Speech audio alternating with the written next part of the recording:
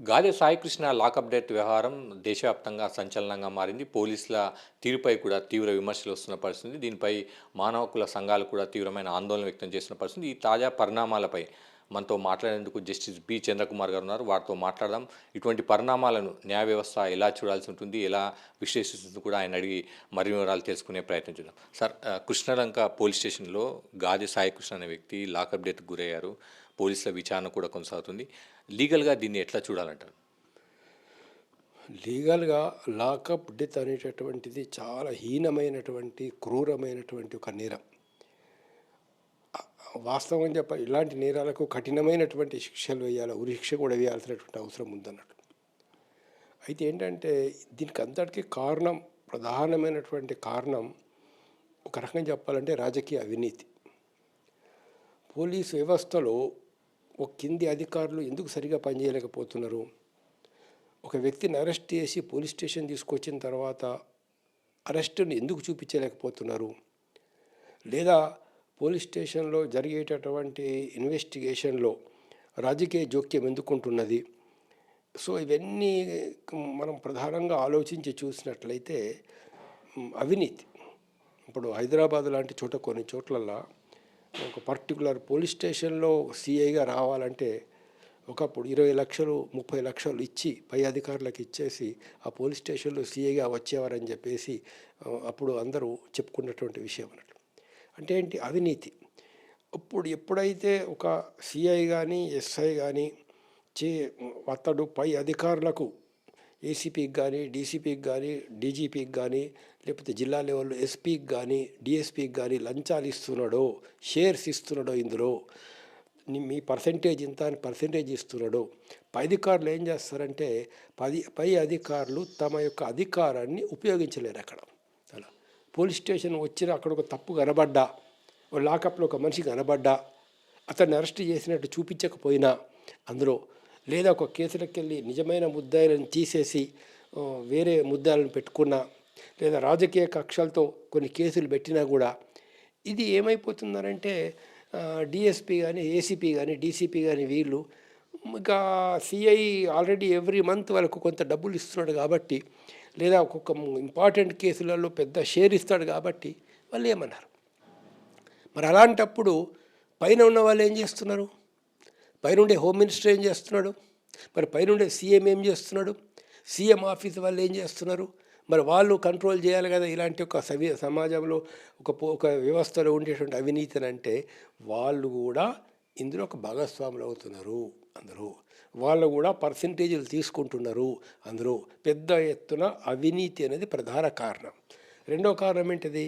తమకు ఇష్టమైన వాళ్ళకు పోస్టింగ్లు ఇవ్వడము, ఇష్టమైన వాళ్ళకు ప్రమోషన్స్ ఇవ్వడము, లేదా ఇలాంటి యొక్క డైరెక్ట్ కొన్ని చోట్లల్లో ఇప్పుడు చాలా ప్రాంతాలు ఏంటంటే ఎఫ్ఐఆర్ రిజిస్టర్ చేయాలా చేయొద్దా అనేటటువంటిది లోకల్ ఎమ్మెల్యే చెప్తున్నాడు, ఒక ఎమ్మెల్యే చెప్తున్నాడు.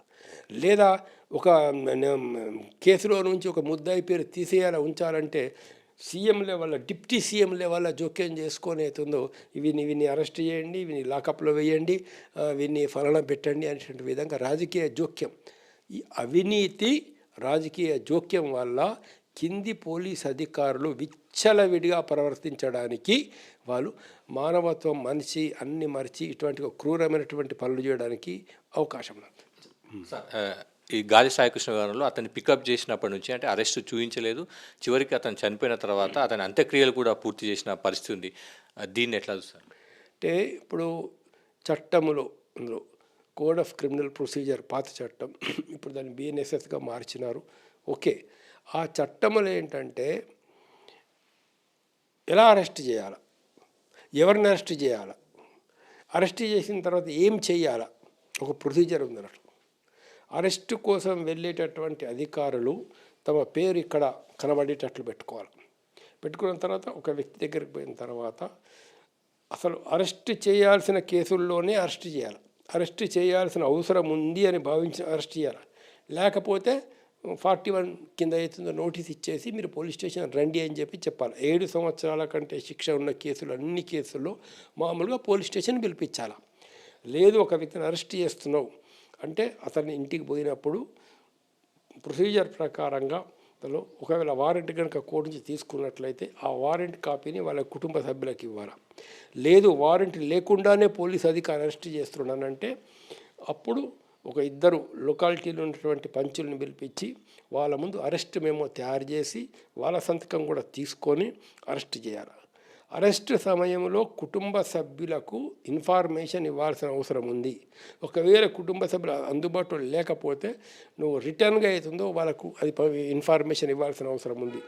లేదా ఏ ముద్దే అరెస్ట్ చేస్తున్నావు అతడు, లేదు నా ఫ్రెండ్ ఫలానా మంచి వ్యక్తునుడు, మీరు ఆయనకి ఇన్ఫర్మేషన్ ఇవ్వండి నా అరెస్ట్ గురించి అని అంటే అతనికి ఇన్ఫర్మేషన్ ఇవ్వాల్సిన అవసరం ఉంది. తర్వాత ఒక అరెస్ట్ మెమో తయారు చేయాలి. అరెస్ట్ మెమోలో అతని దగ్గర నుంచి ఏమేమి వస్తువులు తీసుకున్నాం, ఆయన దగ్గర ఏముంది జేబులో, ఆయనకు డబ్బులు ఉన్నాయా, బంగారం కూడా ఉన్నదా, ఏమైనా చైన్ ఉన్నదా, ఏముంది ఆయన దగ్గర, ఇదంతా ఒక లిస్ట్ ప్రిపేర్ చేయాలి. చేసిన తర్వాత పోలీస్ స్టేషన్ తీసుకెళ్ళిన తర్వాత వితిన్ 24 hours రాజ్యాంగం చెప్తున్నది, రాజ్యాంగంలోనే ఈ విషయం ఉన్నది, 24 గంటల్లో మనం మేజిస్ట్రేట్ ముందు ప్రవేశపెట్టాలని చెప్పేసి. సో చట్టం చాలా క్లారిటీగా ఉందన్నట్టు. పోలీస్ స్టేషన్ వెళ్ళిన తర్వాత ఫస్ట్ ఏంటంటే ఒక రిజిస్టర్ ఉంటుంది, ఎవరెవరిని మనం పోలీస్ స్టేషన్ తీసుకొచ్చినామని చెప్పేది ఆ రిజిస్టర్లో ఎంట్రీ చేయాలి. ఎవరిని అరెస్ట్ చేసినాము అనేటువంటి విషయం ఆ రిజిస్టర్లో ఎంట్రీ చేసిన తర్వాత పై అధికారులకు అంటే జిల్లా లెవెల్ అయితే డిఎస్పీకి, ఇక్కడైతే ఏసీపీకి, డీసీపీకి వెంటనే దానికి కాపీ పంపించాలి. ఫలానా వ్యక్తిని అరెస్ట్ చేసి పోలీస్ స్టేషన్ తీసుకొచ్చాము, ఈ పోలీస్ స్టేషన్లో ఇతడు ఉన్నాడు, ఇప్పుడు మా స్వాధీనం లోపల, ఈ విధంగా ఇతన్ని కోర్టుకు మేము ప్రవేశపెడుతున్నాము అనే ఇన్ఫర్మేషను డీసీపీకి, సిపికి వెంటనే దాని కాపీలు పోతాయి. వాళ్ళ దగ్గర ఒక రిజిస్టర్ ఉంటుంది, ఆ రిజిస్టర్లో ఎంట్రీ చేయాలి ఎవరెవరి ఈరోజు ఎంతమంది అరెస్ట్ అయినారు అనేటువంటి చూపించడం కోసం. పోలీస్ స్టేషన్ ముందు నోటీస్ బోర్డు ఒకటి పెట్టాలా. ఇప్పుడు కొత్త చట్టం ప్రకారం కూడా, పాత చట్టంలో కూడా ఉంది, ఏంటి ఈరోజు ఎవరెవరిని ఏ టైంకి అరెస్ట్ చేసి తీసుకొచ్చి ఇక్కడ పెట్టామని చెప్పేసి. సో ఒక చక్కటి ప్రొసీజర్ అనేది ఉందన్నట్లు. ఈ ప్రొసీజర్ అనేది ఎందుకు పెట్టారు, దానికి కారణం ఏంటనంటే ఎవిడెన్స్ యాక్ట్లో సెక్షన్ 25, 26, 27 ఉంటుంది అన్నట్టు. అందులో ఏమని చెప్తారంటే పూర్తిగా అనుభవంతో వాళ్ళు చెప్పినటువంటి విషయం, పోలీస్ స్టేషన్లో ఒక వ్యక్తి నేరాన్ని అంగీకరించినట్లు పోలీస్ అధికారులు కనుక చెప్పినట్లయితే అది ఇన్అడ్మిసిబుల్, దాన్ని సాక్ష్యంగా తీసుకోవడానికి వీల్లేదు అని చెప్పేసి. సెక్షన్ 25 పాతది, సెక్షన్ 26 ఎవిడెన్స్ యాక్టు, సెక్షన్ 27 ఇదే విషయం చెప్తుంది. 27కు ఒక మినహాయింపు ఏంటంటే ఆ వ్యక్తి కనుక నేను ఫలానా దగ్గర నగలు పెట్టాను, ఫలానా దగ్గర నేను ఒక డాక్యుమెంట్ పెట్టాను, ఈ నాతో పాటు వస్తే నేను ఆ నగలు తీసిస్తారు, లేకుంటే ఆ డబ్బు తీసిస్తారంటే పంచులు అతను బట్టి వెళ్ళినప్పుడు అతడు కనుక ఆ డబ్బు అక్కడికి వెళ్ళి తీసిచ్చినట్లయితే, నగలు తీసిచ్చినట్లయితే ఎంతవరకు అయితే రికవరీ జరిగిందో అంతవరకు అడ్మిసిబుల్ అని ఉంది. సో ఈ ఒక వ్యక్తిని ఎందుకు అట్లా పెట్టారు, పోలీసులు కొడతారు, టార్చర్ చేస్తారు, దానిలో నేరం చెయ్యని వ్యక్తిని కూడా నేరం చేసినట్లు దానిలో వాళ్ళు పంచనామా తయారు చేసిన పోలీస్ స్టేషన్లో, ఇది నమ్మడానికి వీల్లేదు అని చట్టంలో ఉంది. దానిలో ఎంతో అనుభవజ్ఞులైనటువంటి ఒక చట్టం తయారు చేసిన వాళ్ళు, ఇది బ్రిటిష్ కాలం నుంచి కూడా ఉంది ఈ విషయం, ఇప్పుడు ఈరోజు కొత్తగా కాదు. సో కాబట్టి ఏంటంటే ఒక రక్షణ అనేటటువంటిది ఉంది అక్కడ.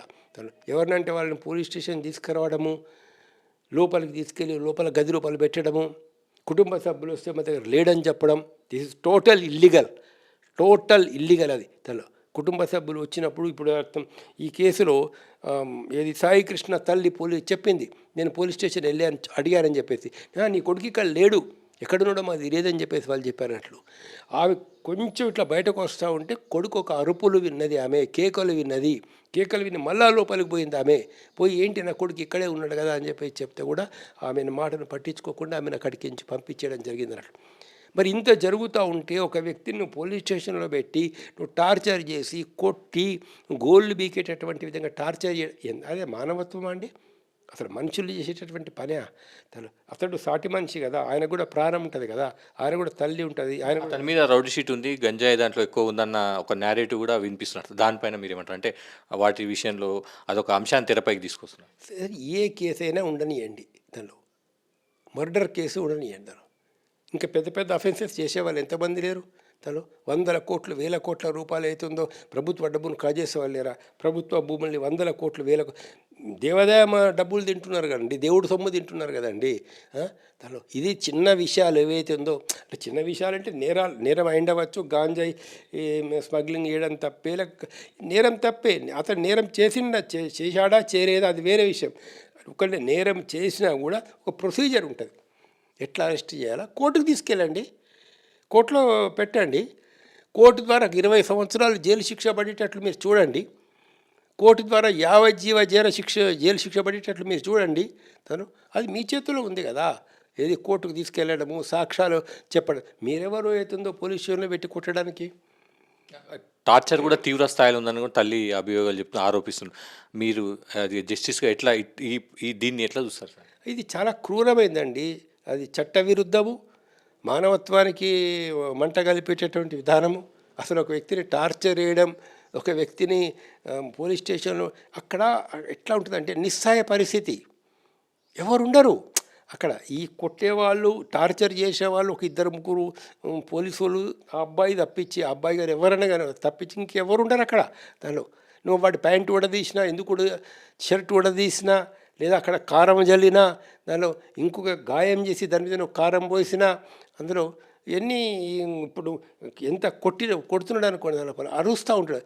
అరుపులు ఎట్లా ఉంటుందంటే ఆ గది అక్కడి నుంచి బయటకేం వినబడదు, వినబడేటువంటి ఆస్కారం లేనటువంటి విధంగా దాన్ని తయారు చేసి పెడతారు. అక్కడ రకరకాల టార్చర్ చేసేటటువంటి ఇన్స్ట్రుమెంట్స్ అన్నీ ఇవి మరి పై అధికారులు పోయినప్పుడు ఇవి ఎందుకు పెట్టే పోలీస్ స్టేషన్లో అని పై అధికారులు చూసి ఇలాంటివి జరగకుండా చూసుకోవాల్సిన అవసరం ఉంది కదా.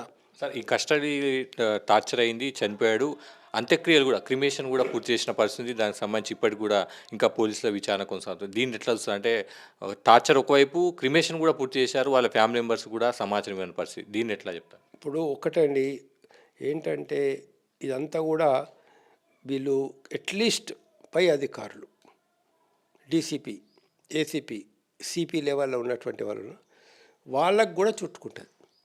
ఇదంతా ఒక నేరం, ఒక ప్లాన్ ప్రకారం చేసినట్లు అనిపిస్తుంది. మీరేం ఎట్లా విశ్లేషిస్తారు? ఇదంతా ఒక ప్లాన్ ప్రకారం జరిగింది. ఇప్పుడు ఇంకోటి ఏంటంటే మామూలుగా సీసీటీవీలు పోలీస్ స్టేషన్లకి వెళ్ళి తీసేసినా కూడా వెంటనే దాన్ని అక్కడ వేరే కంట్రోల్ ఆఫీస్ ఒకటి ఉంటుంది.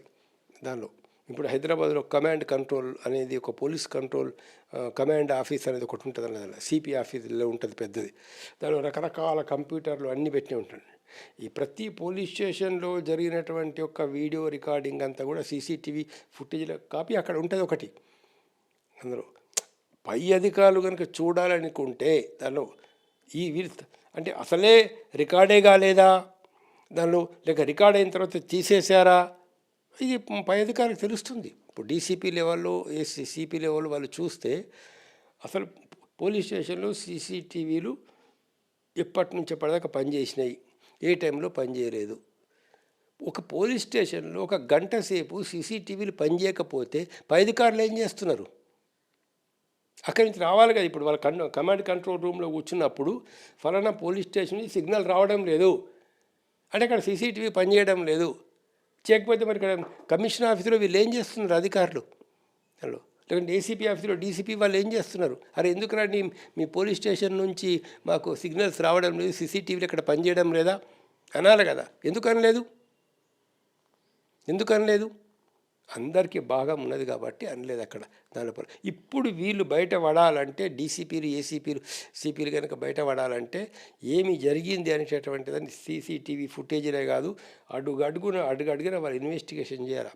పోలీస్ స్టేషన్లో ప్రతి వ్యక్తిని స్వీపర్తో సహా అక్కడ వాళ్ళందరినీ ఎగ్జామ్ చేసి అందులో నువ్వు ఇన్వెస్టిగేషన్గా చేసినట్లయితే నీకు తప్పనిసరి ఎవిడెన్స్ అనేది దొరుకుతుంది. సార్, ఈ సాయికృష్ణ విషయంలో పోలీసులే నేరాన్ని చేశారన్న ఆరోపణలు వినిపిస్తున్నాయి. ఇప్పుడు విచారణ కూడా పోలీసులే చేస్తున్నారు. బాధిత కుటుంబాలకు ఎంతవరకు న్యాయం జరిగే అవకాశం ఉంటుంది? మీ అనుభవం ఏం చెప్తుంది? అంటే ఇక ఒకటండి, దానిలో ఏంటంటే ఇప్పుడు ఎవరైతే ఇన్వెస్టిగేషన్ చేస్తున్నారో ఈ ఇన్వెస్టిగేషన్ చేసేటటువంటి అధికారులు కనుక ఫేర్గా ఇన్వెస్టిగేషన్ చేస్తే, దానిలో ఎలాంటి పక్షపాతం లేకుండా కనుక ఇన్వెస్టిగేషన్ చేస్తే హత్యా నేరాలను కప్పిపుచ్చడం ఈ విశ్వంలో సాధ్యం కాదు. నేచర్ ఎట్లా ఉంటుందనంటే ఇంకా వేరే ఏ నేరాలన్నా కానీ బయట పడతాడేమో నేరస్తుడు, కానీ హత్యా నేరం అనేది జరిగినప్పుడు ప్రకృతి అనేటటువంటిది వాళ్ళకి వ్యతిరేకంగా పనిచేస్తుంది. ఏ డ్రాయర్ మీనో రక్తం మరకలు ఉంటుంది, పోలీస్ స్టేషన్లో ఏ మూలనో ఒక రక్తం చుక్కబడి ఉంటుంది, అందులో ఏ సిగరెట్ పీక మీనో రక్తం పీకలు ఉంటాయి. దానిలో ఎవిడెన్స్ అనేది సైంటిఫిక్ ఎవిడెన్సు, దానిలో రక్త మరకలు కావచ్చు, గుడ్డల మీద ఉన్నటువంటి రక్తం కావచ్చు, అవన్నీ కనుక జాగ్రత్తగా తీసినట్లయితే తప్పనిసరి శిక్షలు పడతాయి. చివరిగా ఇది తీవ్రమైన మానవ హక్కుల ఉల్లంఘన చూడొచ్చు అంటారా? దీన్ని ఎట్లా చూడొచ్చు అంటారు? కస్టోడియల్ టార్చరు, క్రిమేషను, బాధిత కుటుంబాలకు సమాచారం ఇవ్వకపోవడం, తల్లి వెళ్తే బెదిరించడం, వీటన్నిటిని కూడా ఎట్లా చూస్తాం సార్? తీవ్రమైనటువంటి యొక్క మానవ హక్కుల ఉల్లంఘన, అసలు మానవ హక్కుల ఉల్లంఘనే కాదు, ఒక మనుషులుగా ప్రవర్తించేది మానవత్వానికి. భారతదేశం లాంటి దేశంలో ఓ గౌతమ బుద్ధుడు, మహాత్మా గాంధీ పుట్టినటువంటి ఈ దేశం లోపల మరి ఎంతో ఉన్నతమైనటువంటి విలువలు, మానవత్వం విలువలు, ఆకలిగా ఉన్న వాళ్ళకి రంతిదేవుడు ఆకలిగా ఉన్న వాళ్ళకి అన్నం పెట్టడానికి తమకు సర్వస్వం ఇచ్చినటువంటి దయా, కరుణ, ప్రేమ ఉన్నటువంటి ఈ దేశంలో ఇలాంటివి జరగడం చాలా ఘోరం.